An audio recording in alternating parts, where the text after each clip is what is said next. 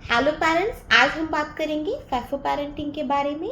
फैफो versus gentle parenting, दोनों के फायदे, नुकसान और बैलेंस कैसे किया जाए। फैफो का मतलब है फेस एंड फाइंड आउट, यानी आपका बच्चा अपनी खुद की गलती से सीखे। तो इस प्रकार की पेरेंटिंग स्टाइल में पेरेंट्स ज्यादा इंटरफेयर नहीं करते।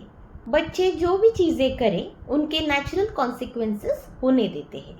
जैसे कि अगर बार बार मना करने पे भी बच्चा अगर तेज से दौड़ना चाहता है तो पेरेंट्स उसे वो करने देते हैं, उसे गिरने देते हैं, ताकि खुद की गलती से वो खुद समझे।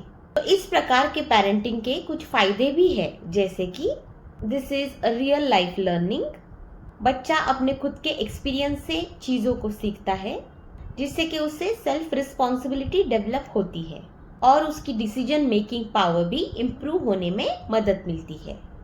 लेकिन इसके कुछ नुकसान भी है, जैसे कि रिस्की सिचुएशंस में ये डेंजरस भी हो सकता है। आपका बच्चा इमोशनल अनसिक्योर भी फील कर सकता है। पेरेंट्स और किड का जो बॉन्डिंग है, इसमें ट्रस्ट इश्यूज भी आ सकते हैं। दूसरा है कि जेंटल पेरेंटिंग। जेंटल पेरेंटिंग का मतलब है कि प्यार, रिस्पेक्ट और समझ के साथ डिसिप्लिन सिखाना। इसमें पेरेंट्स बच्चे की फीलिंग्स को बहुत सेंसिटिवली समझते हैं और बच्चे के साथ वेरी कामली दे कम्युनिकेट, और क्या चीज़ें करनी है क्या नहीं करनी है, ऐसे क्लियर बाउंड्रीज भी सेट करते हैं। जैसे कि अगर आपका बच्चा तेज से दौड़ रहा है तो आप कहेंगे, बेटा धीरे चलो, इसमें आप गिर सकते हो और मैं तुम्हारे साथ हूँ। तो इसके भी कुछ फायदे हैं, जैसे कि आपका बच्चा हमेशा इमोशनली सिक्योर फील करता है। इसमें पेरेंट्स और बेबी का बॉन्डिंग बहुत स्ट्रांग होता है। और हम लॉन्ग टर्म की अगर बात करें तो बेबी का बिहेवियर भी अच्छे से डेवलप होता है।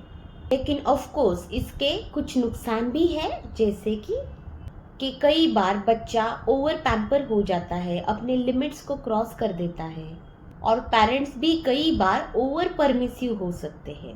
तो फैफो पेरेंटिंग मतलब कि बच्चे को अपने एक्सपीरियंस से सीखने दो, और जेंटल पेरेंटिंग मतलब पेरेंट्स के सपोर्ट और गाइडेंस के साथ उसे सीखने दो।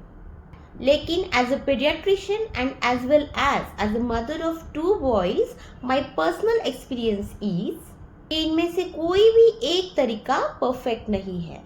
बेस्ट पेरेंटिंग इज फैफो और जेंटल पेरेंटिंग का बैलेंस किया जाए। जैसे कि छोटी छोटी गलतियों से आपके बच्चे को सीखने दो, लेकिन आपको अपने बच्चे की सेफ्टी में कभी भी कॉम्प्रोमाइज नहीं करना चाहिए। आप अपने इमोशंस को थोड़ा वैलिडेट करें, कोई भी चीज़ों की बाउंड्रीज जो है वो क्लियरली पहले से ही सेट करें।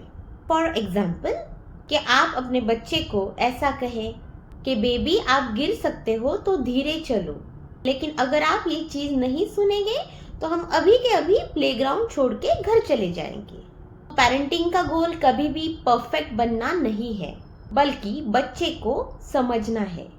याद रखें, हार्श पेरेंटिंग बच्चे को आपसे दूर कर सकता है, बल्कि ओवर सॉफ्ट पेरेंटिंग आपके बच्चे को बिगाड़ सकता है। सो ये दोनों का बैलेंस रखने में ही समझदारी है। So choose your parenting style wisely, because वही आपके बच्चे की पर्सनालिटी, उसका कॉन्फिडेंस और उसका फ्यूचर डिसाइड करते हैं। तो सेम घर में पले बड़े 2 बच्चे अलग अलग हो सकते हैं, and the answer can be only your parenting style is different for both of the kids. अगर आपको ये वीडियो महत्वपूर्ण लगी तो उसे शेयर जरूर कीजिए और कमेंट करके मुझे बताइए कि आप इन दोनों में से कौन सी पेरेंटिंग स्टाइल को फॉलो करते हैं।